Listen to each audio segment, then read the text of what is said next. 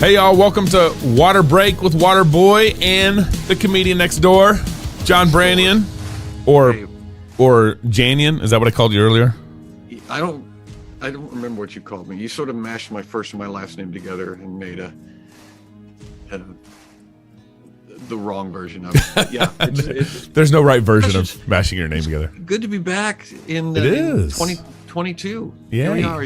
You're swallowed underneath a blanket of snow.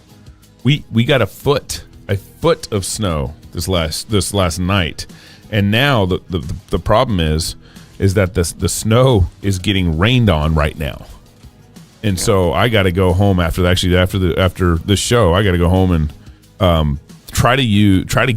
I got a long driveway, about 1,000-foot long driveway or whatever, and I got to figure out how to push wet snow, a foot of wet snow out of the way so people can come and park. But there you go. Yeah. Well, it's good to be back on Water Break. You know, as me and John were just talking, shaking all the dust off and getting ready for 2022. We are very excited about all the new content that we're going to be bringing you guys. And we got a lot of new shows planned. And just, man, we spent a lot of time actually on break in the studio working on things. You'll probably see some changes here already if you haven't already seen it, but more coming. We got a lot of plans of travel coming, some hopefully one-night shows and some other cities coming. We're working on our conference for October. So we just got a lot going on this year. And if you guys haven't already received the Christmas edition of the Fight Laugh Feast magazine, look at that. That's a beautiful cover. Just a beautiful cover. Should be at your doorsteps by now. If it's not, we've had some delays in shipping actually because of all the snow and COVID or whatever you want to call it at this point. Supply chain problems, yeah. But just ships are stuck out in the ocean and they can't get the magazines. Yeah, no, our magazine's printed in the U.S., not in China. But if you don't receive it in like the next 2 weeks, just email us, contact@fightlaughfeast.com. We'll make you whole, make sure you got it and everything. And then while we're at it, I know you guys already know about this, but I want to talk to you about one of our newer corporate sponsors here. We love these guys. Very excited that they've come on board this year. And if you're a Christian company that's interested in becoming a corporate sponsor, reach out to us, contact@fightlaughfeast.com. But AR500 Armor, the mission of Armored Republics is to honor Christ by equipping free men with tools of liberty necessary to preserve God-given rights. In the Armored Republic, there is no king but Christ. I love this advertisement. We are free of craftsmanship. Body armor is a tool of liberty, and there's tools of liberty that you need. We create tools of liberty. Free men must remain ever vigilant against tyranny wherever it appears. God has given us the tools of liberty needed to defend the rights bestowed upon us. Armored Republic is honored to offer you those tools. Visit them at ar500armor.com. And support those who are supporting us. The CEO brought us our own armored vests when they started with us, and I love my vest. I've never got one before. I went home that night and ate dinner with it on. Did you? Yes, I did. My kids were like, "What are you doing, Dad?" I'm like, "Hey, I just got this new toy and I have to wear it." You know. There you go. Well, did it keep you safe through dinner? It did. And on the drive home, I can imagine getting a wreck in it and being safe also. And being fine. Yeah.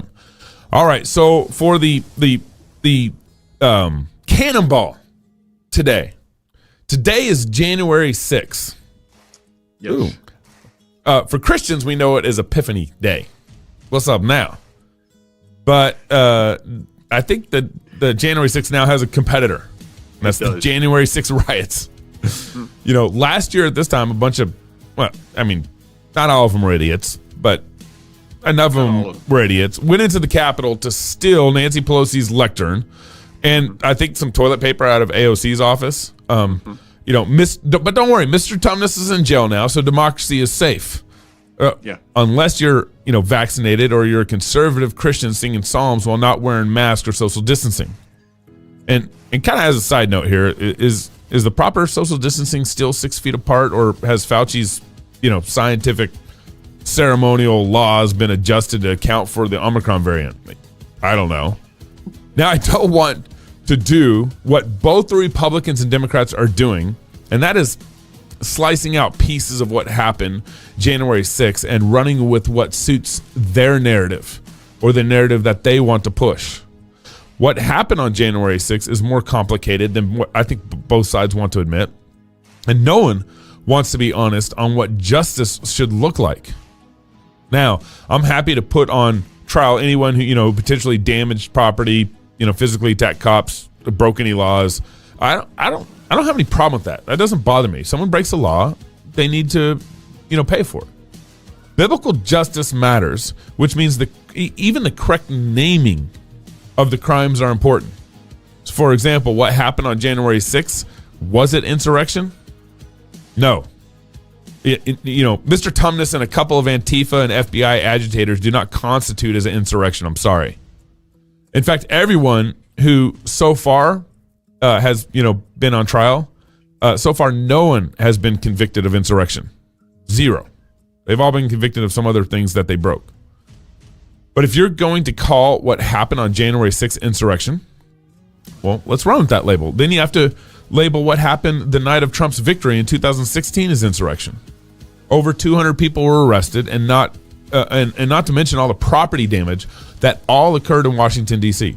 Over 200 people in D.C. were arrested that night. And then there's the BLM riots in 2020. The 20-plus riots, that's right, 20-plus riots ended with over $1 billion in damages. $1 billion. $1 billion in property damages.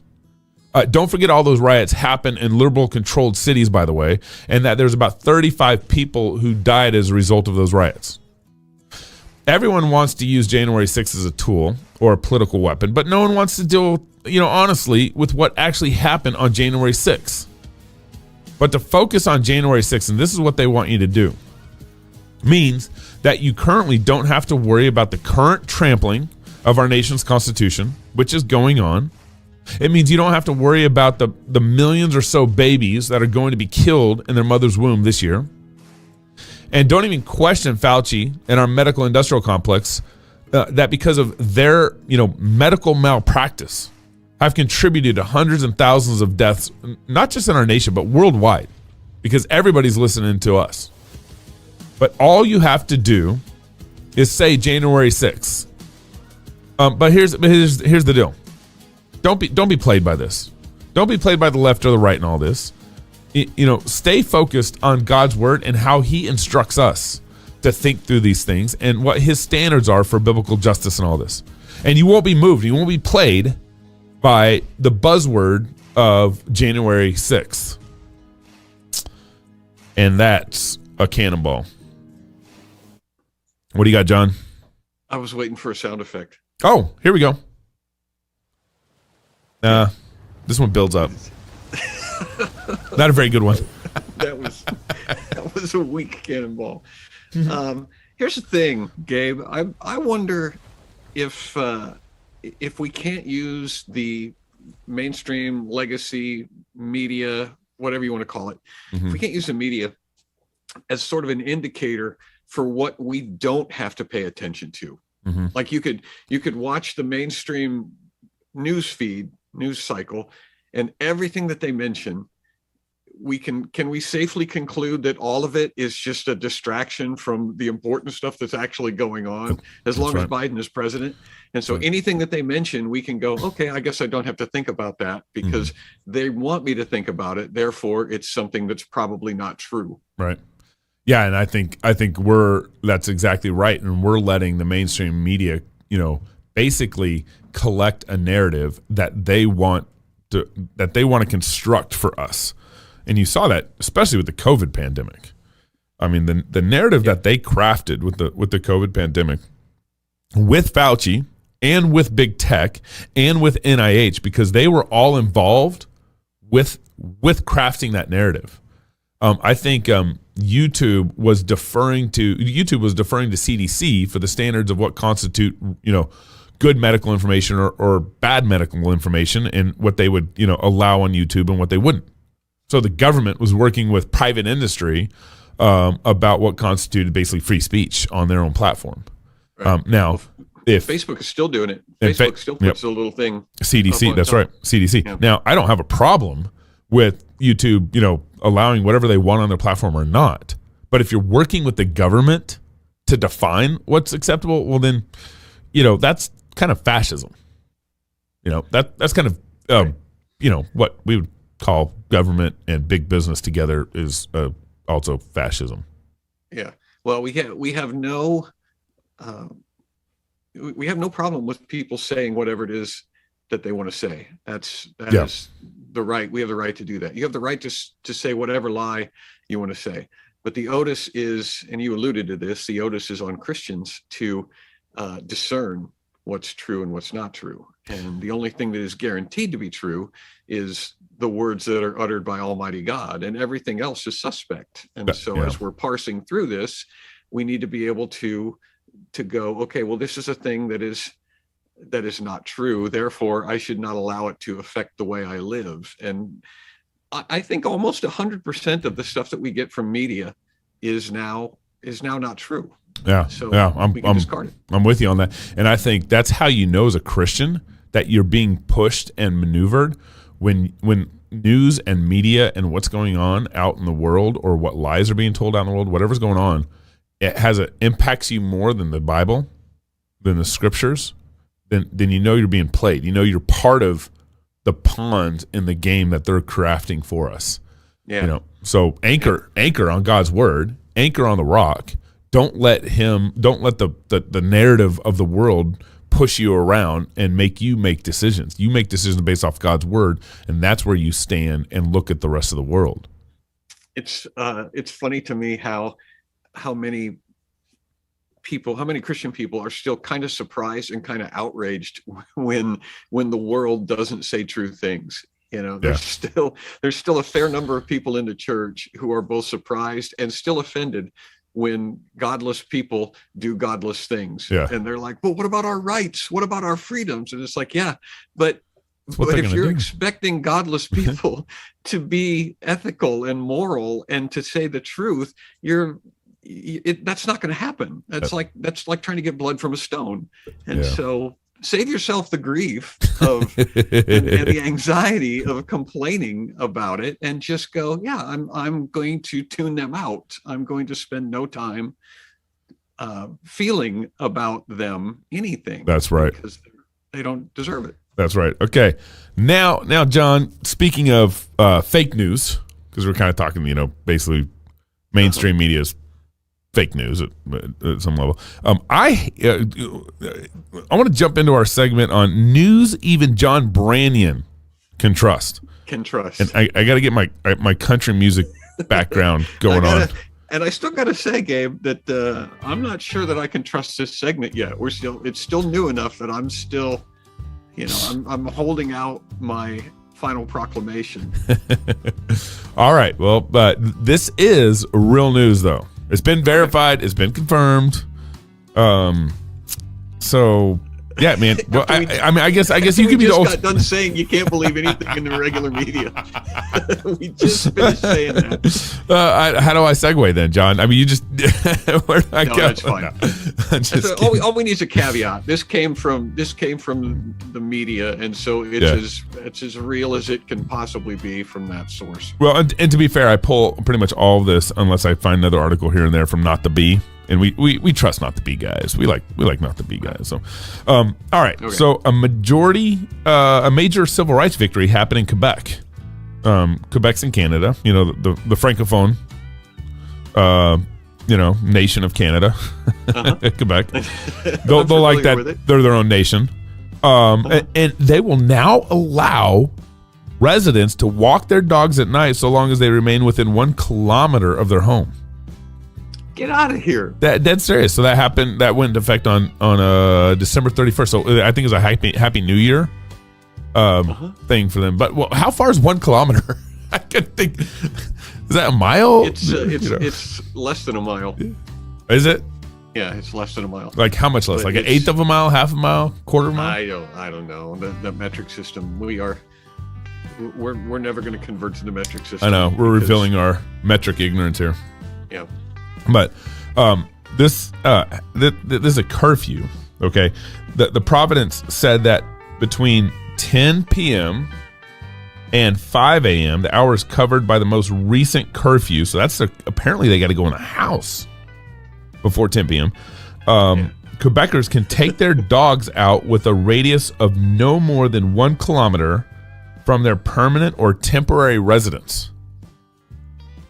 So, I always go immediately to how do you police this? Is this a thing where you go out, you've got a that's funny, you've got a 1 mile like rope or 1 kilometer rope that you attach to your front porch? I think they stop you. I think they actually, if they see you walking, they'll come and talk to you and say, where's your home of residence? Where's your house? Where did this walk originate?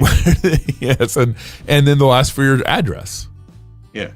And so John, I'm different from you. You go to, you resort to how do they police this? I resort to how can I fudge the rules?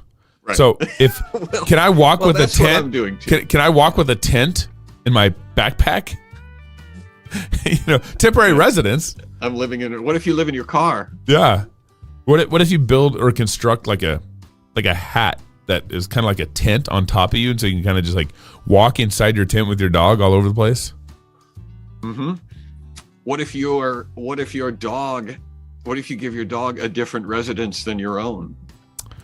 Ooh, because who knows where he identifies his residence? Right. Well, are you talking to me, or are you talking where my dog lives? Well, where does your dog live? You can just point to whatever house happens to be nearby and say my dog lives there temporarily. Yeah, temporarily. Or you could get a red wagon and pull the doghouse behind you while you're walking him. There are a lot of options. So to our friends in Quebec, you're welcome. Yeah. We're helping you out. We'll help you. It is stunning to me that this is a freedom. Are they supposed to celebrate? Are they supposed to I don't know, say thank you? Yeah. Is this a thing that the politicians are going to run on? We got you a whole kilometer for walking your dog last year. Well, apparently charge again. Apparently this went in effect on December 31st, so they're trying to get people all excited for the New Year's celebration or whatever in their house or 1 kilometer away with their dog or something. I don't know. All right, so the states with the highest percentage of outbound moves have something in common. What do you think? What do you think all the states, the outbound moves? I'll go through the data here in a minute. California. Oh, you okay? Well, all right. California was number 1. What's number 2? Probably another one on the West Coast. Probably. It might be New York. Yes, nice. New York, number 2. Okay, this is getting a little harder. What's number 3?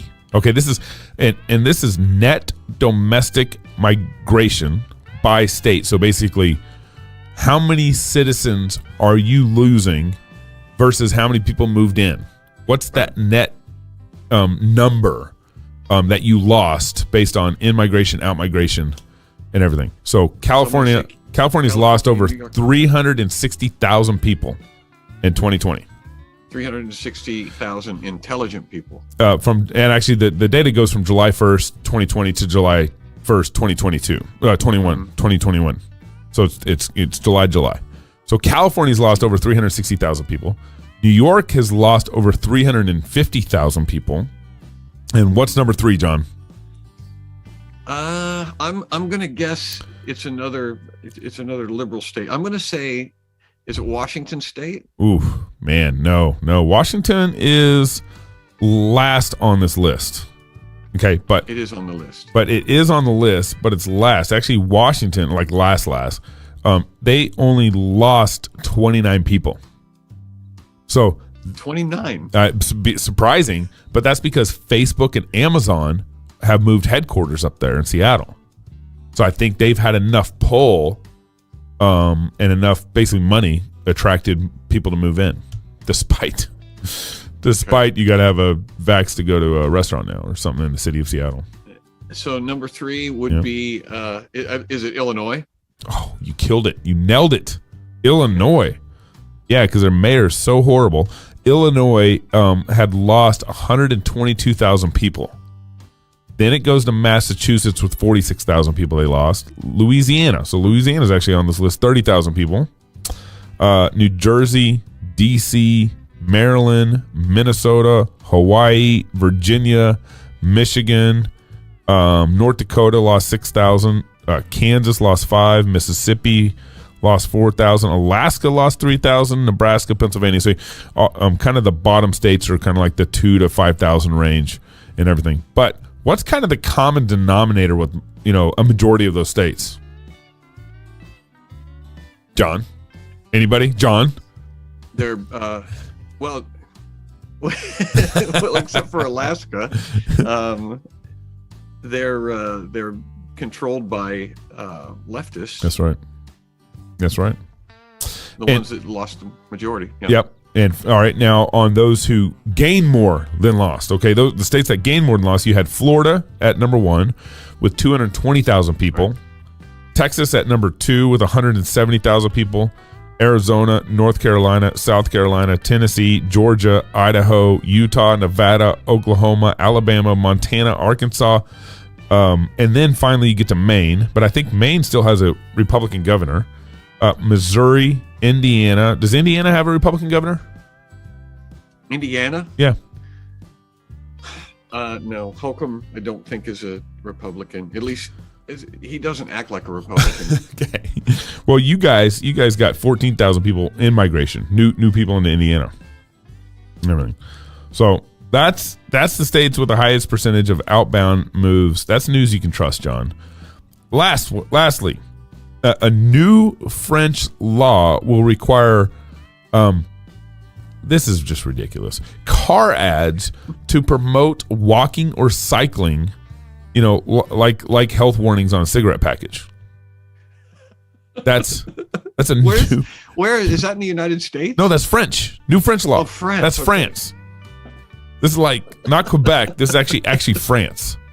So they have to have pro bicycling mentions in their automobile advertisements, in their TV advertisements, and get this, they will, if they don't display that message in their TV commercial, it'll result in a $50,000 is it francs?